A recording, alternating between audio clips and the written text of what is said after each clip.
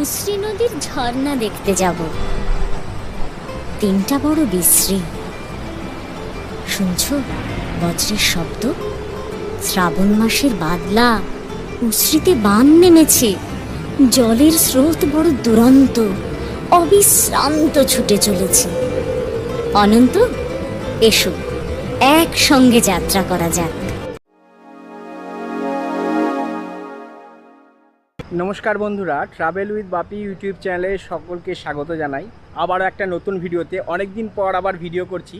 আর আমি এখন বর্তমানে রয়েছি উশ্রী জলপ্রপাতের সামনে। ঝাড়খণ্ডের গিরিডি জেলায় অবস্থিত একটা জলপ্রপাত উশ্রী। হঠাৎ করে আমি এখানে আসিনি। গতকাল রাত্রে আমরা 12311 কালকামেল, যাকে বর্তমানে নেতাজি এক্সপ্রেস নামে রাখা হয়, সেই এক্সপ্রেস ধরে আমরা নেমেছি ধানবাদে। মানে ধানবাদ থেকে রাত্রিবেলায় গাড়ি বুক করেছিলাম, মানে আগের দিন আমাদের গাড়ি বুক করা ছিল, সেই গাড়িতে করেই আমরা 3টের সময় বেরিয়েছিলাম। আর কিছুক্ষণ আগে মানে এই 5:30 নাগাদ আমরা উশ্রী জলপ্রপাতের সামনে এসেছি। দূর থেকে তো আপনারা উশ্রী জলপ্রপাতের সাউন্ড শুনতেই পারছেন। এখন কাছে গিয়ে দেখাবো কতটা সুন্দর সেই জলপ্রপাত। চলুন আপনাদের সামনে গিয়ে দেখাই। এবং এই ভিডিওতে আমি সমস্ত কিছু ডিটেলস শেয়ার করব, কি করে আমরা এসেছি, কত গাড়ি ভাড়া নিয়েছে, কোথা থেকে এসেছি, সমস্ত কিছু। তো আপাতত প্রথমে যেটা আপনাদের উশ্রী জলপ্রপাতটা দেখাই। আর এখন যেহেতু সকালবেলা, আশপাশে কেউ নেই, আমরাই বলতে পারেন ফার্স্ট ট্যুরিস্ট এখানে। আমরা বলতে আমাদের এটা একটা গ্রুপ ট্যুর, এবং আমরা 6 জন আছি। এই আমার পেছনে আপনারা দেখতে পাচ্ছেন উশ্রী জলপ্রপাত।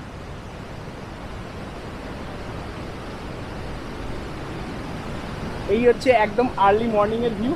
এখানে একটা প্ল্যাটফর্ম মতন আছে, এই প্ল্যাটফর্ম থেকে পুরো এই দৃশ্যটা দেখা যাচ্ছে।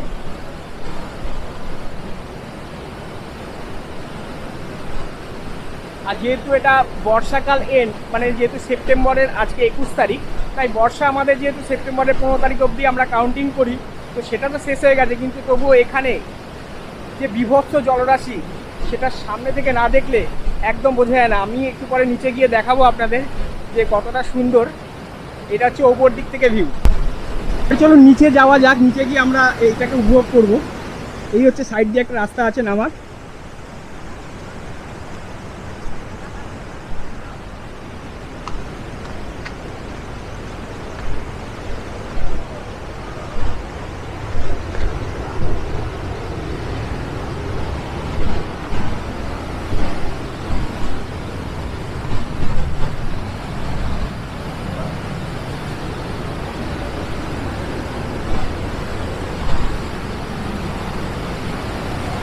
দারুণ ভিউ দেখুন, আর প্রচন্ড জল।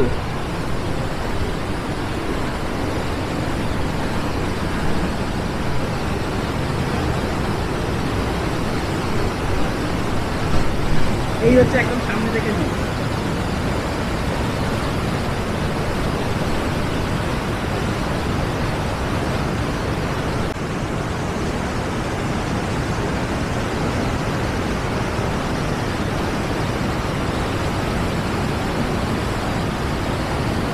আর এই সমস্ত সিন একমাত্র বর্ষাকালে আসতে পাওয়া যায়, অন্যান্য সময় তো জল থাকে না অতটা। তো বন্ধুরা, আমরা এখানকার যে ফলসটা, সেই ফলসটা উশ্রী ফলসটা দেখে নিয়েছি। এরপর আমরা বেরিয়ে পড়ছি। এরপরের যাত্রা আমাদের পরেশনাথ হিল। তো চলো দেখা হচ্ছে গাড়িতে।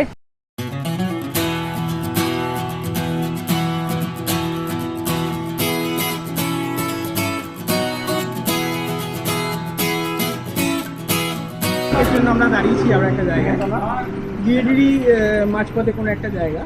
তো আমাদের সঙ্গে সবার পরিচয় করাই, যারা যারা আমাদের আজকে এই ভিডিওতে এই গ্রুপে রয়েছে। প্রথমে হচ্ছে আমাদের প্রবীর স্যার, প্রবীর চৌধুরী, তারপরে রয়েছে সঞ্জীব পাত্র, ফর্ম জাঙ্গিপাড়া, সমরেশ মুর্মু, ফর্ম জাঙ্গিপাড়া, দাস, তরুণ দাস রিসরা, সৈকত বিশ্বাস, বৈদ্যবাটি।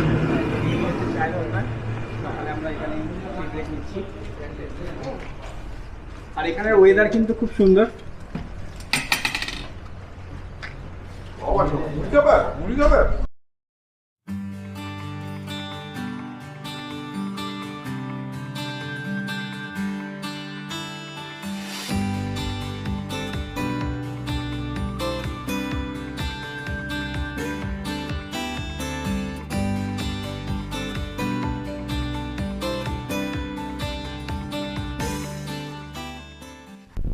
তো ঘড়িতে বাজে 7:30 আর আমরা জাস্ট মধুবন পৌঁছালাম।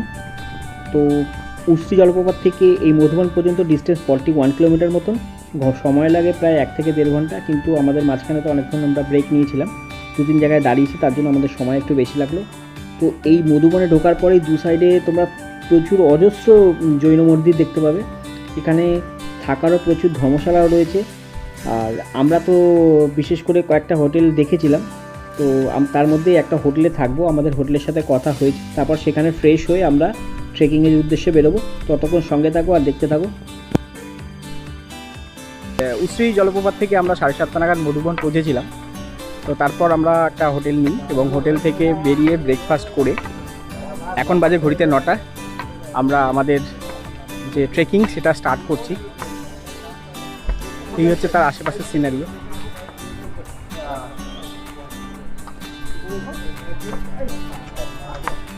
আর এই সামনের দিকে যেটা দেখছি এটা হচ্ছে ট্রেকিংয়ের রুট। আমরা সবাই একটা একটা করে লাঠি নিয়ে নিয়েছি।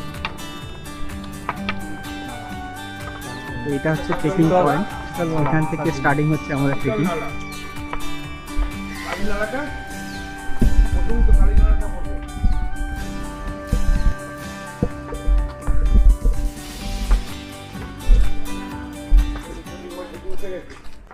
কোনো ব্যাপার করে দেখুন, সবে লড়াইয়ে থাকবো, লড়াইয়ে আছি।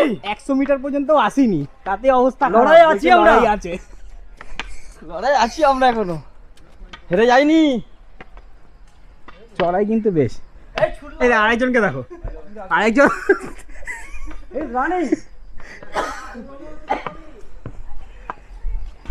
আরে দম বেরিয়ে যাবে আর দৌড়াওনি।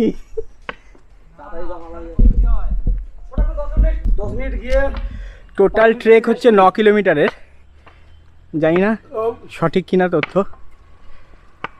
তো বেশ চড়াই রয়েছে।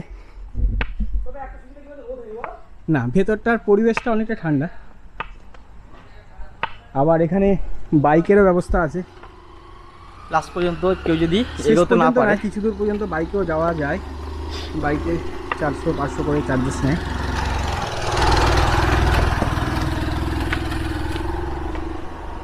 জঙ্গলের মাঝখান দিয়ে ট্রেক। এই যে বাইকগুলো ফার্স্ট গিয়ারে টানে না, হ্যাঁ,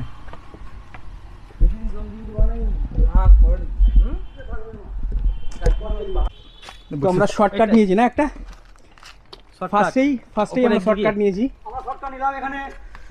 এইখান থেকে উঠবো, চলো আসো আসো চলো।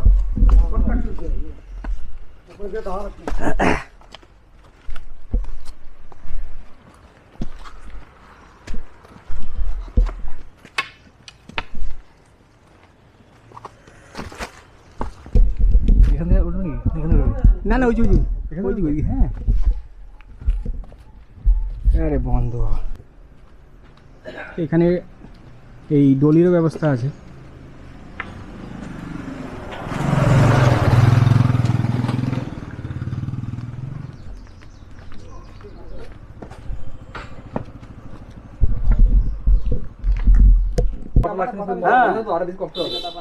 মাথায় হাওয়া লাগলে ভালো হবে। তো এটা একটা রেস্ট পয়েন্ট, আমরা একটু রেস্ট নিচ্ছি। প্রায় 1.5 কিলোমিটার মতো আমরা ট্রেক করে ফেলেছি। যাওয়াসটা উঠেছি হেঁটে রে মনে হয়। নামাজটা দেখো এখান থেকেও এখন মন্দিরের দূরত্ব দেখাচ্ছে 8.65 কিলোমিটার।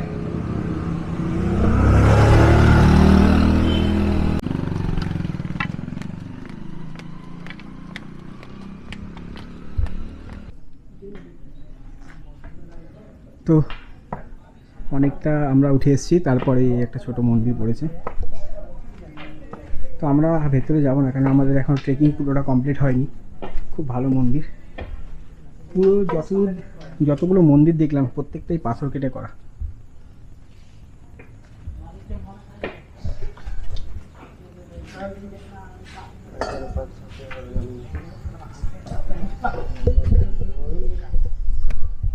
বলো,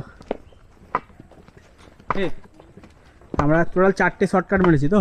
হ্যাঁ, টোটাল 4টে শর্টকাট মেরে মোটামুটি 400-500 মিটার আমরা সেভ করে নিয়েছি। তারপরে একটু সমতল রাস্তা পেয়েছি, অনেকটা মানে খাড়াই চড়ার পর।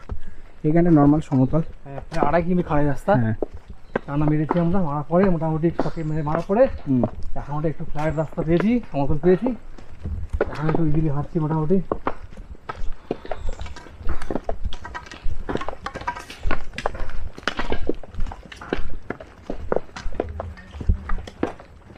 মেয়েরা হাঁটতে পাঠাচ্ছি। হ্যাঁ, এবার এখান থেকে ঢালান। একটু নিচে না মানে এই এতটা রাস্তা আসার আমার মনে পর হচ্ছে এবারে আমরা একটা এই প্রথম যে পাহাড়টা সেটাকে আমরা ক্রস করতে চলেছি, এবার নেক্সট পাহাড়ে যাব, যেটাই পরেশনাথের মন্দির, ওটা মেন খাড়াই। কত উঁচু পাহাড় গো! এ বাবা, এই কোন সে কাশ্মীরের পাহাড় এমন এমন। এই জন্যই বলা হয় পরেশনাথকে My highest God! Peak of Jharkhand, মানে হাইস্ট ঝাড়খণ্ডের হাইস্ট পিক।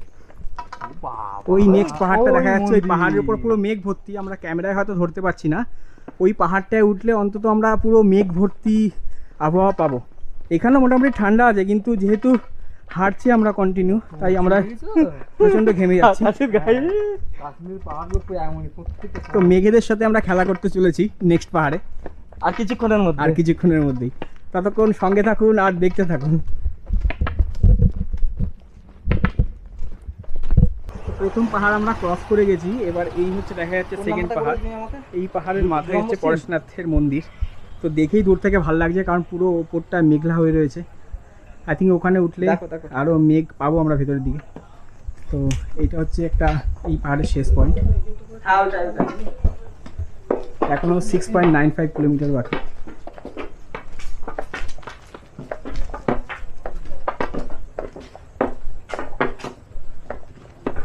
এখানে প্রচুর গাছ, বিভিন্ন ধরনের গাছ, ঔষধি গাছ থেকে শুরু করে ফুলের গাছও রয়েছে।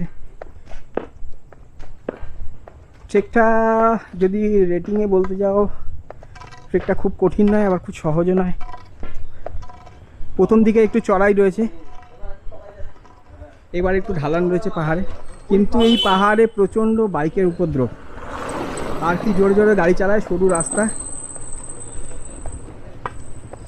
কন্টিনিউ বাইক যাচ্ছে, তাই বাইক থেকে একটু সাবধান। নেক্সট পাহাড়টা দেখেই আমাদের এনার্জি চলে এসছে, কারণ এত সুন্দর লাগছে দূর থেকে।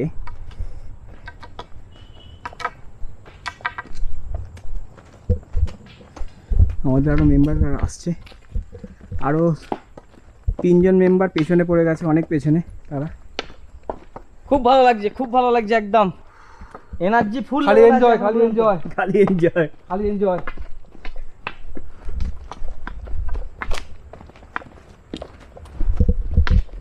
তো এ পাশ থেকে নামার পর এটা হচ্ছে এই পাহাড়টার, যেটা দিয়ে আমরা এলাম সেটার হচ্ছে এন্ডিং পয়েন্ট। এখান থেকে আবার একটা নতুন পাহাড় চালু হচ্ছে, যেটা পরেশনাথ রয়েছে, মেন পাহাড়টা।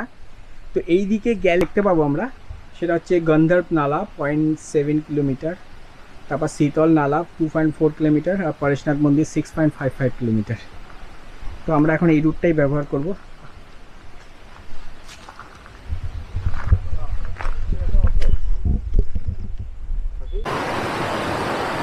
তো এটা হচ্ছে গন্ধর্ব নালা। তারপর বলো।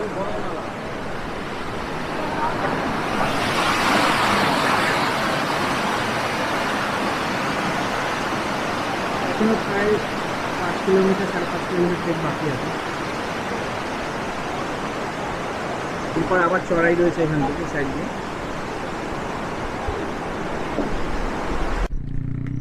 তো লাস্ট যে গন্ধর্ব নালার পর প্যাচটা আমরা কমপ্লিট করলাম, প্রচণ্ড চড়াই, প্রায় কন্টিনিউ আমরা 15 মিনিট হেঁটে আসলাম। তারপরে এই একটা অসাধারণ ম্যাসমারাইজিং ভিউ।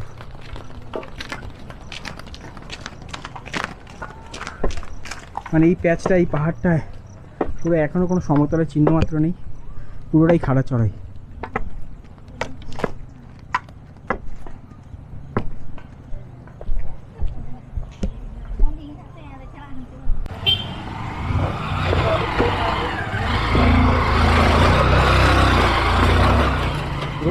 क्या बना रही है? वीडियो बना रहे हैं। क्या करते हो? कुछ ब्लॉग व्लॉग करते हो? हाँ हाँ, क्या नाम है? Travel with Bapi. हाँ, travel with Bapi. Travel with Bapi. हाँ। चल भाई अपन चेक करते हैं इसकी बात। भैया को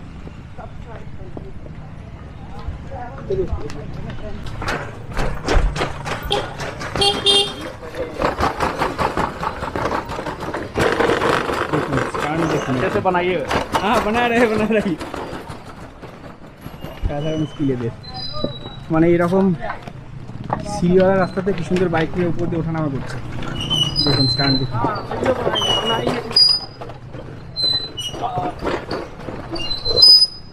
ये ढुकाई दिए ऊपर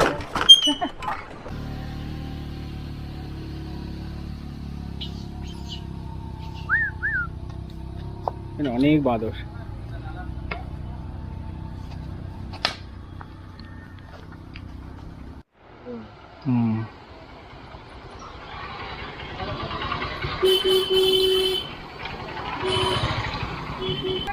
তো আমাদের আর ট্রেকিংয়ের মোটামুটি 3 কিলোমিটার মতো বাকি তাই তো 2.5 কিলোমিটার বাকি প্রচণ্ড চড়াই কিন্তু পাহাড়টা যথেষ্ট চড়াই আমরা যতটা ভেবেছিলাম ইজি ট্রেক হবে কিন্তু ইজি নয় অনেকটাই হার্ড ইউটিউবে অনেক আমি নিজেও ভিডিও দেখেছি কিন্তু সেখানে মনে হয় যে না একদম সহজ ট্রেক কিন্তু অত্যন্ত চড়াই ট্রেকটাতে প্রায় আমরা 9টা নাগাদ শুরু করেছি এখন প্রায় 1টা বাজতে যায় তার মধ্যে আমরা 1 ঘন্টা মতো রেস্ট নিয়েছি আর 3-4 জন তো বাইকেই চলে গেছে তো আমরা পুরো ট্রেকটাকেই কমপ্লিট দেব তো চলো দেখতে থাকো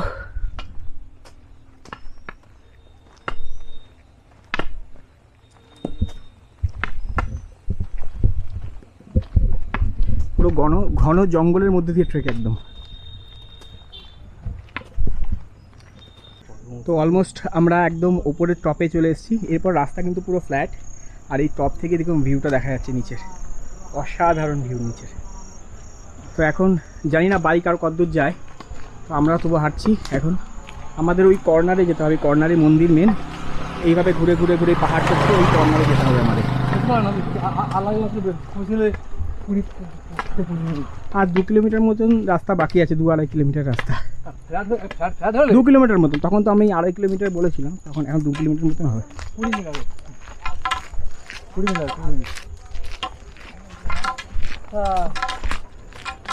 এই ফ্ল্যাট রাস্তায় বেশিক্ষণ লাগবে না আমাদের হাঁটতে অসাধারণ ভিউ দেখুন ওই সেই ওপরে একটা মন্দির দেখা যাচ্ছে এই পর্যন্ত মনে আসে না হ্যাঁ ওই পর্যন্ত মনে আসে এটা হচ্ছে বাইকের এন্ডিং পয়েন্ট এই পর্যন্তই বাইক আসে এরপর থেকে আবার হেঁটে হাঁটা পথে যাত্রা করতে হয়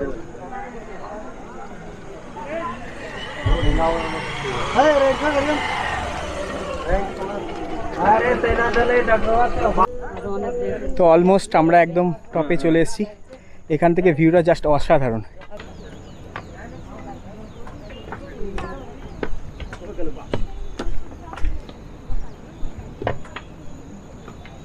আমরা নিজেরাই ট্রেকিং করা দিয়ে স্টার্ট করেছিলাম আমরা নিজেরাই জানি না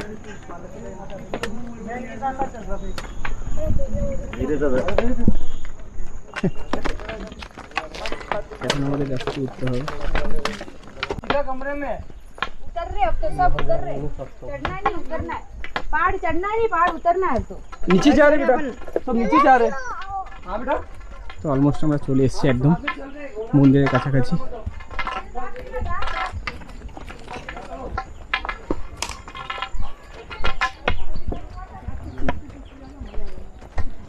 এখন ঘড়িতে টাইম 1:20 মোটামুটি আমাদের 4.5 ঘন্টা মতো লাগলো কিন্তু যদি রেস্ট আমরা প্রায় 1 ঘন্টা মতো নিয়েছি সেটা বাদ দিই তাহলে 3.5 ঘন্টা রেস্টটা নেওয়া হয়েছে বাদ বাকি 3 জনের জন্য ওরা একটু পিছিয়ে পড়েছিল তাই আমি রেস্ট নিয়েছিলাম আমরা 2 জনে মোটামুটি হেঁটে কভার করলাম আর বাদ বাকি 4 জন বাইকে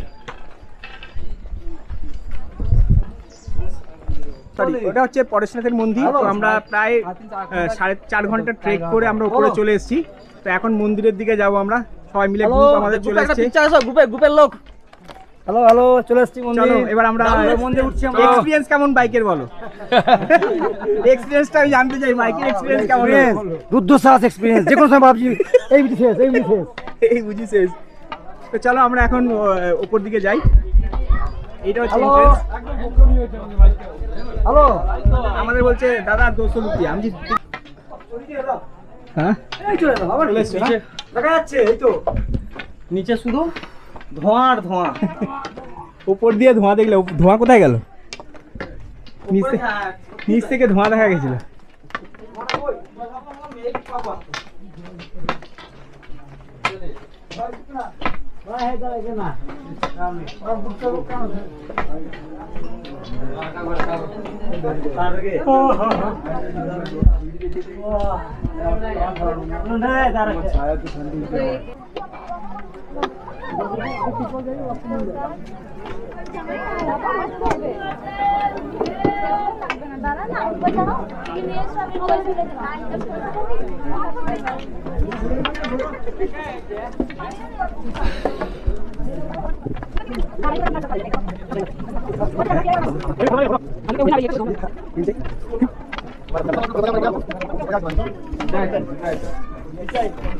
भैया घंटा का छोड़े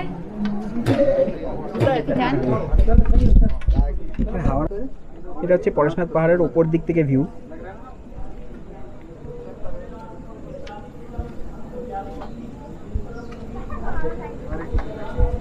ওই দূরে দেখা যাচ্ছে একটা হাইওয়ে আছে, আর একদম তার দূরে একটা নদী। এটা হচ্ছে মন্দিরের ব্যাক সাইডটা, এটা হচ্ছে মন্দিরের ব্যাক সাইডটা। চারদিকে অসাধারণ ভিউ। আমরা সেই ওই যে পাহাড়টা দেখছি, লাস্ট পাহাড়টা, ওই পাহাড় থেকে চড়ে ওই পাহাড় থেকে এই পাহাড়, এই পাহাড় থেকে এই পাহাড়, তারপরে ঘুরে ঘুরে এই পাহাড়ে এসেছি। অসাধারণ মন্দিরটাকে এত পাহাড়ের চূড়ায় বানানো হয়েছে।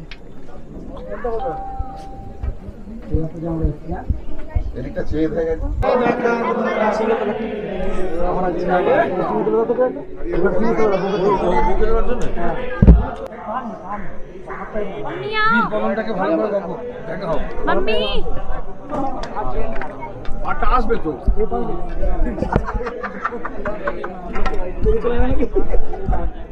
দূরের জনবসতিতে দেখা যাচ্ছে, ওইটা হচ্ছে গিয়ে পরেশনাথ পাহাড়ের পাদদেশে অবস্থিত মধুবন বলে জনপদটি। অ্যাকচুয়ালি ওখানেই আমরা উঠেছি, আমাদের যাত্রা শুরু হয়েছিল ওখান থেকেই। ওই রাস্তা ধরে আমরা ধীরে ধীরে ধীরে ধীরে উঠে এসে আমরা প্রথম বাইফার্কেশনটা পাই শীতল নালার কাছে।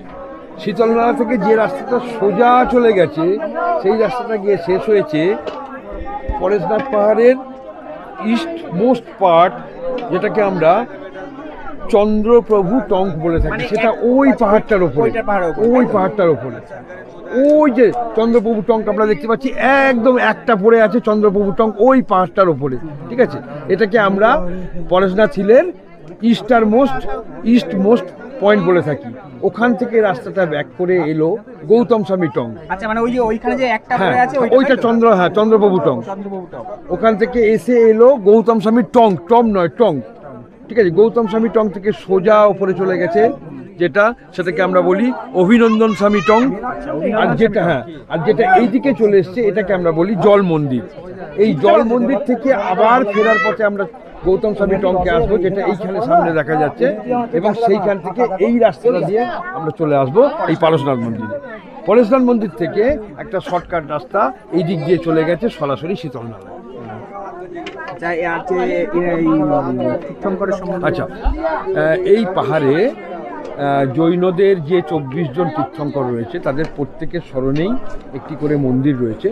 তবে এই মন্দিরগুলির কোনোটিতেই কোনো মূর্তি পূজিত হয় না, পূজিত হয় তীর্থঙ্করদের পায়ের ছাপ। আমরা বর্তমানে যে মন্দিরটিতে দাঁড়িয়ে আছি সেটা সর্বশেষ তীর্থঙ্কর, অর্থাৎ পার্শ্বনাথ, যাকে আমরা বর্তমানে পারশনাথ মন্দির বলে ডেকে থাকি, তার স্মৃতির উদ্দেশ্যে।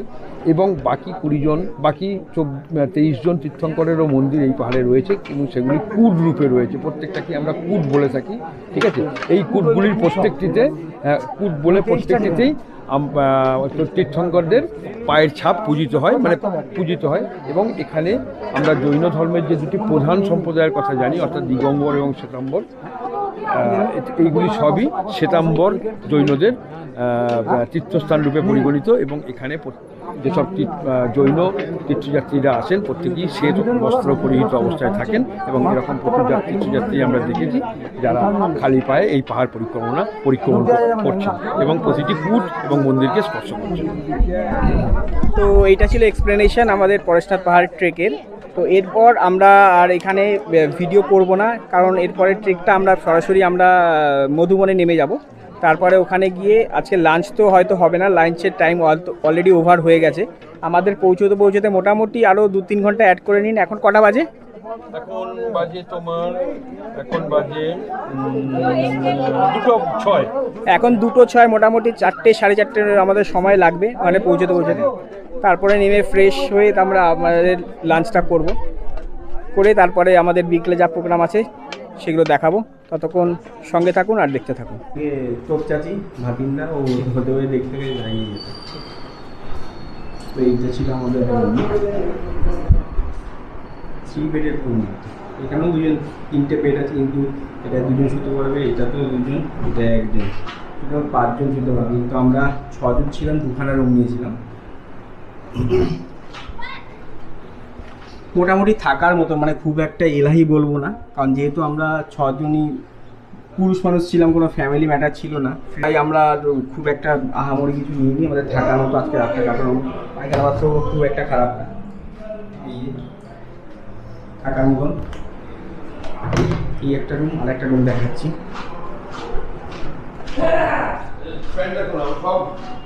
প্রয়োজন নেই, শুধু বাড়ি গিয়ে কষ্ট হয়। এনএসি আওয়ার্স করছে নাকি? হ্যাঁ, এই কালের রুমটা দেখানো হয়নি। আমাদের 600 টাকার রুম কেমন, একদম ব্যালকনি থেকে একদম ফ্রন্ট মার্কেটটা দেখা যাচ্ছে। Good morning.